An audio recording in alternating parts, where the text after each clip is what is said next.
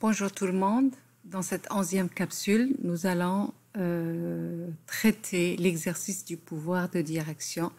Il s'agit de la dernière section du dernier chapitre. Alors tout d'abord, quand on parle de l'exercice du pouvoir de direction, on parle aussi de ce qu'on appelle le style de direction. Ça veut dire la manière dont le pouvoir va être exécuté. Et ça veut dire aussi de façon très simple la relation entre le détenteur de l'autorité et celui qui va subir cette autorité, c'est-à-dire la relation entre le supérieur et ses subordonnés, la relation entre le chef et ses collaborateurs.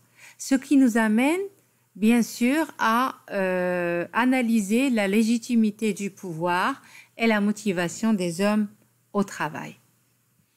Alors quand on parle de style de commandement, on parle d'un ensemble d'attitudes, de comportements qu'adopte une personne en position d'autorité et de responsabilité pour amener d'autres personnes vers l'atteinte des objectifs assignés. C'est-à-dire c'est un mode de gestion ou un mode de direction. Et bien sûr, les styles de commandement, ils vont être différents selon la manière dont le pouvoir est exercé. Ce qu'il faudrait savoir, c'est que de manière générale et traditionnellement, il existe deux grandes catégories d'exercice de pouvoir. Nous avons une première catégorie qu'on appelle un pouvoir autoritaire ou un exercice autoritaire du pouvoir. Alors, dans cette situation-là, le commandement et la prise de décision sont centrés sur le supérieur. Ça veut dire concrètement, c'est une situation dans laquelle le chef décide, les subordonnés exécutent. Un autre type d'exercice de pouvoir, c'est ce qu'on appelle un exercice participatif.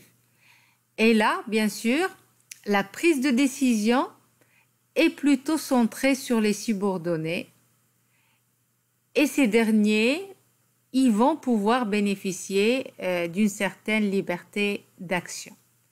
Ce qu'il faudrait savoir, c'est qu'aujourd'hui, on évolue vers un style de commandement qui laisse plus de liberté aux collaborateurs, qui essaye de plus à les impliquer, à les faire participer à tout le processus de prise de décision, quitte à leur laisser la marge, bien sûr, de prendre les décisions, c'est-à-dire partir vers ce qu'on appelle la décentralisation.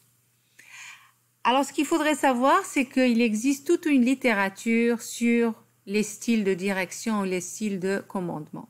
Et là, nous allons commencer par le travail de Likert. Likert, il a développé un modèle avec 4 styles de commandement.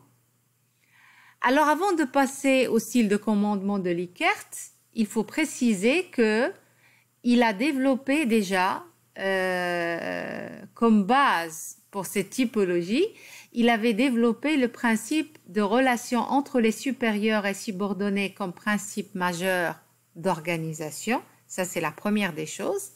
La deuxième des choses, c'est que pour lui, ce principe, il veut que toutes les relations entre les membres d'une organisation intègrent les valeurs personnelles de chacun. Et il explique que personne ne peut travailler efficacement s'il n'a pas conscience qu'il est utile dans un groupe. Et par conséquent, pour Likert, le rôle essentiel du supérieur est d'être en lien avec les autres groupes, bien sûr les groupes formés par ses collaborateurs. Alors concernant les 4 styles de commandement, le premier style, c'est un style autoritaire. Alors dans le style autoritaire, Likert nous explique que le manager ou le leader, il va entretenir des rapports distants et qu'il ne va pas faire confiance à ses collaborateurs. Et dans ce schéma-là, le système de motivation et d'implication des personnes va être fondé sur la crainte, sur la menace de sanctions et aussi sur la distribution de récompenses. Le deuxième style qu'il appelle paternaliste, c'est un style dans lequel le manager va utiliser un système de motivation arbitraire. Il peut des fois consulter ses collaborateurs et prendre en considération leurs suggestions et leurs critiques. Il va menacer aussi et récompenser. Et il explique, Likert, que dans ce style de management, le niveau de la performance va être variable et qu'il va dépendre en grande partie de la personnalité et de la culture du dirigeant. Troisième style de direction, c'est le style consultatif. Alors, pour ce style-là, Likert, il explique que ce type de management est un management dans lequel le directeur ou le supérieur va essayer de construire des relations étroites avec ses collaborateurs et il va chercher à créer un climat fondé sur la confiance et l'échange. Et dans ce cas-là, le principal ou la principale préoccupation du chef, c'est de consulter ses collaborateurs et susciter leur adhésion. Le quatrième style, c'est ce qu'il appelle un style participatif. Alors, dans ce style-là, le manager va introduire un mode de commandement non directif, c'est-à-dire tout simplement qu'il va chercher à développer des relations de confiance fortes avec ses collaborateurs et qu'il va aussi adopter un système de motivation qui introduit la participation ou l'implication de chacun dans les résultats. Donc, c'est un style dans lequel les individus vont contribuer à la prise de décision. Deuxième typologie dans le domaine de l'exercice du pouvoir, c'est celle de Lewin, qui a proposé une typologie en 3 groupes. Un leadership autoritaire, dans lequel la productivité et le rendement sont obtenus par les ordres, les contraintes de la dictature de la part du dirigeant autoritaire. Et il explique que dans ce leadership, le directeur se tient à distance et donne des ordres.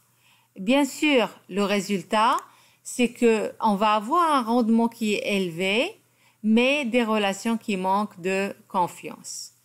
Le deuxième style de leadership, c'est ce qu'il appelle le leadership démocratique. Alors, selon Lewin, c'est un style qui va s'appuyer sur des méthodes semi-directives et qui va encourager les membres des groupes à participer, à faire des suggestions, à proposer des choses, à faire preuve de créativité. Et donc là, on va assister à des relations amicales entre le chef et ses collaborateurs. Et l'intérêt de ce type, de ce style de leadership pour Lewin, c'est que c'est un style de leadership qui ne va pas être impacté par le départ du dirigeant. C'est-à-dire que le départ du dirigeant ne nuit en rien à la continuité du travail. Le dernier style de leadership, c'est celui du laisser-faire. C'est un leadership dans lequel le leader s'implique au strict minimum, donc il ne donne pas de consignes, il n'oriente pas le groupe, il ne fait pas de travail de leadership. Et dans cette situation-là, le groupe reste toujours en quête d'orientation, de pilotage, de conseil, de la part, bien sûr, du dirigeant. Bien sûr, dans les deux, le premier et le dernier, ce sont les deux cas extrêmes. Et on l'a bien compris, le leadership démocratique, c'est celui qui est conseillé par Lewin. Par la suite, il y a également le travail de Black et Mouton.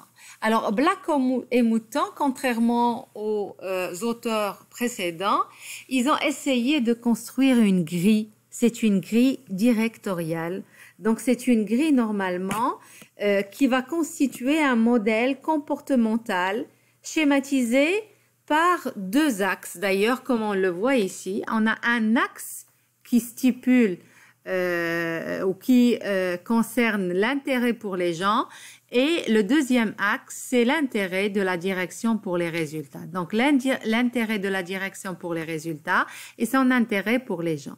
Ce qui va nous donner 5 types ou styles de leadership. Un management anémique, comme on le voit, la direction n'a aucun intérêt ni pour les gens, ni pour les gens, bien sûr, c'est-à-dire les employés, et ni pour les résultats, ni pour les employés. Un management centré sur la tâche, c'est-à-dire un management ou un style de leadership dans lequel l'intérêt est plus centré sur les résultats que sur les salariés ou sur les collaborateurs. On a ce qu'on appelle un management intermédiaire dans lequel la direction, elle a un intérêt à la fois, pour les collaborateurs et pour les collaborateurs et pour les résultats. Un intérêt moyen et pour les résultats et pour les collaborateurs. Alors, nous avons aussi ce qu'on appelle un management type club social, comme son nom l'indique. C'est un management dans lequel l'intérêt va être plus axé sur les salariés. Et le dernier type de management, c'est le management, bien sûr, idéal selon Black et Mouton, un management centré à la fois sur les résultats et sur les salariés de l'entreprise. Alors, le dernier modèle proposé, c'est le modèle qu'on appelle le continuum des styles de direction.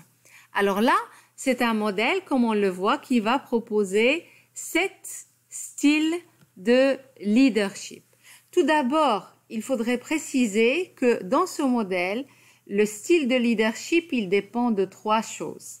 Il y a le leader, ses caractéristiques, sa personnalité, ses priorités, etc. Il y a aussi l'employé, son degré de tolérance et d'indépendance. Et il y a également la situation, c'est-à-dire le type d'organisation, l'efficacité du groupe, etc. Donc, comme on l'a expliqué, 7 styles de leadership. Alors, le premier style de leadership, c'est ce qu'on appelle l'autocrate. Donc là, c'est un leadership qui est centré sur le supérieur. Ce dernier va prendre les résultats, va prendre les décisions et va demander bien sûr au personnel de l'exécuter. Le deuxième, c'est ce qu'on appelle le vendeur, c'est-à-dire que toujours là, comme on le voit d'ailleurs, parce qu'on a également 2 axes là, c'est également c'est-à-dire le supérieur, il va prendre tout seul les décisions, mais qu'il va essayer quand même de les présenter et de les faire accepter ces décisions. Alors le troisième, c'est ce qu'on appelle celui qui consulte, c'est-à-dire un management dans lequel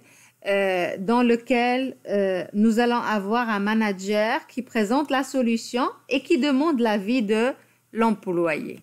Le quatrième style de management, c'est ce qu'on appelle l'intégrateur des avis, c'est-à-dire le manager va présenter sa solution et va demander l'avis de l'employé. Et on va avoir l'intégrateur aussi des suggestions, c'est-à-dire le manager qui va présenter le problème et qui va tenir là, dans ce cas-là, compte des suggestions des employés. Donc, on est là. Et par la suite, on a ce qu'on appelle l'intégrateur des décisions, c'est-à-dire qu'on a un manager qui présente le problème dans un cadre déterminé et qui va déléguer la décision à l'employé. Et puis, en dernier lieu, nous avons le démocrate, c'est-à-dire le manager qui va présenter le problème et qui va déléguer la décision à l'employé.